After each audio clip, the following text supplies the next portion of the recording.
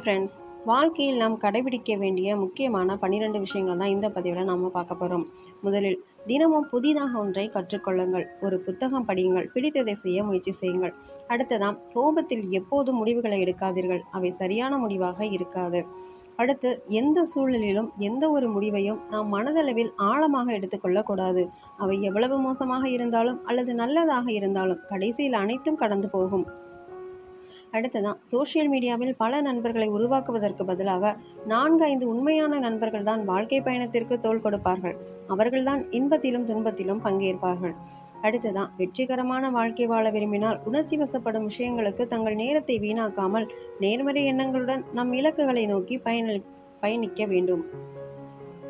அடுத்ததான், கவலை உங்களுக்கு எங்கும் சுலபமாக கிடைக்கும். குறிப்பாக ஒரு சூழ்நிலை பற்றி உங்களால் எதுவும் செய்ய முடியாவிட்டால் தான் கவலை நம்மை பிடித்து கொள்கிறது.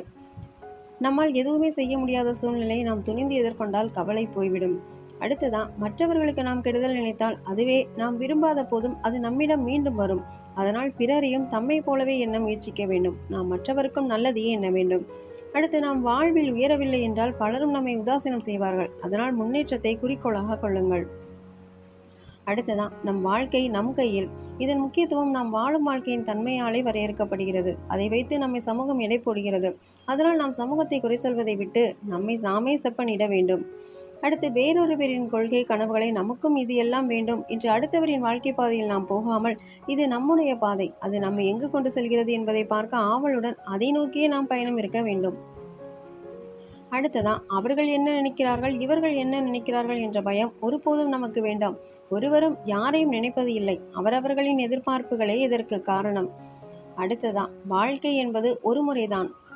அதை முழுவதுமாக வாழ வேண்டும். சந்தோஷமாக நமக்கு எதில் விருப்பம் உள்ளதோ அதில் வளர்த்து கொண்டே முன்னே செல்ல வேண்டும். நன்கு மனதார வாழ்ந்துவிட்டால், நான் அப்படி இல்லையே, இதை இப்படி செய்யவில்லையே என்ற ஏக்கம் பின்னாளில் வருவதை கண்டிப்பாக தவிர்க்கலாம்.